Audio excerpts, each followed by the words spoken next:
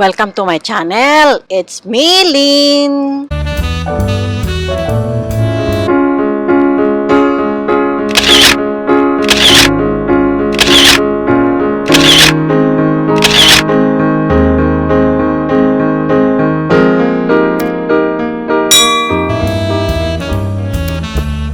I'm going to share what kind of stove we use to cook our food. Our stove is improvised or what we call do-it-yourself. Our stove is not sold in the market, even in the shopping mall. Before we start cooking, we check inside of the 3 holes to check if the ash of the wood that we used for fire have already piled up. Use a ladle to collect the ash to give space for the wood fire that we are going to use. Set aside the ash to use for cleaning for the pans and the casserole. To start the fire, we use crude oil for burning. Starting a fire for the wood is not that easy, but if you started already, it's already continuous. In case no available crude oil, we use boxes, the corrugated boxes. Or use cardboard or paper, anything that easily ignite.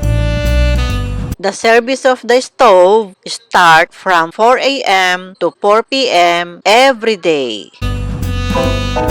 Our life in the province, especially in Isabela, we start our day at 4 a.m. and ends every day at 7 p.m.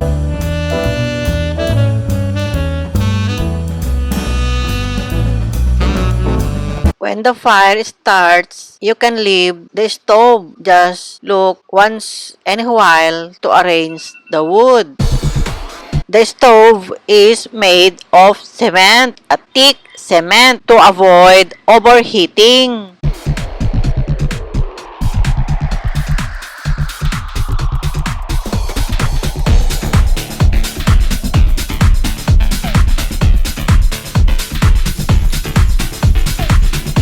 The first hole of the stove is where you can put fire using the wood.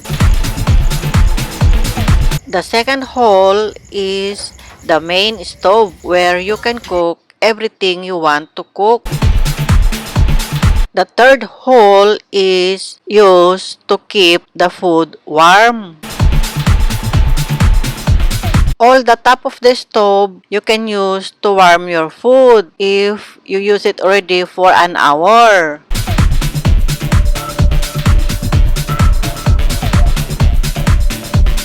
This stove for me is very convenient because the fire of the wood will not go out. It will absorb entire inside the stove.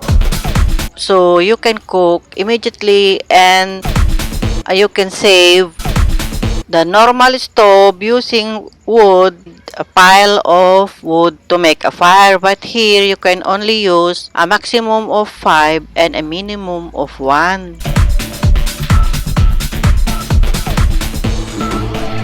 You can control the fire inside of the stove by reducing or adding the wood. Using a wood fire stove is very hot and the smoke is heavy. But this stove, it's not that hot and it's not that smoky.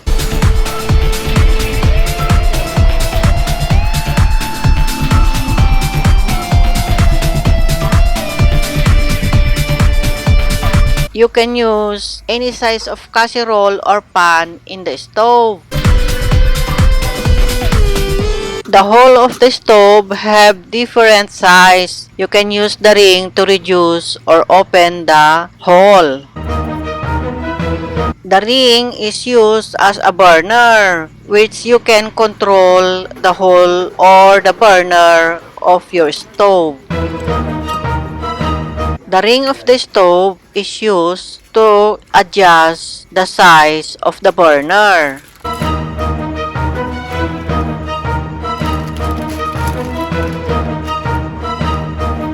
The size of the stove is 2 feet in height and 2 feet long.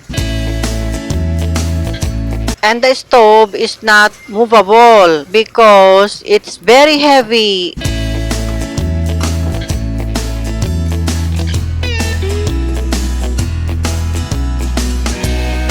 The pans you use in the cooking is not that as black as the ordinary stove that are using wood. Wood in the province is not as expensive as the gas or LPG that the city is ordinarily using. Oftentimes, if you are industrious, wood in the province is free. Sometimes we buy also wood, especially if the rain is take too long and the wood will not dry up completely. That's why we need to buy temporary firewood. The wood will take 1 month or 30 days to dry up to produce a good fire. If the wood is not dried, it will produce a heavy smoke and the fire is not good. There is also a chimney of the stove where most of the smoke will go out.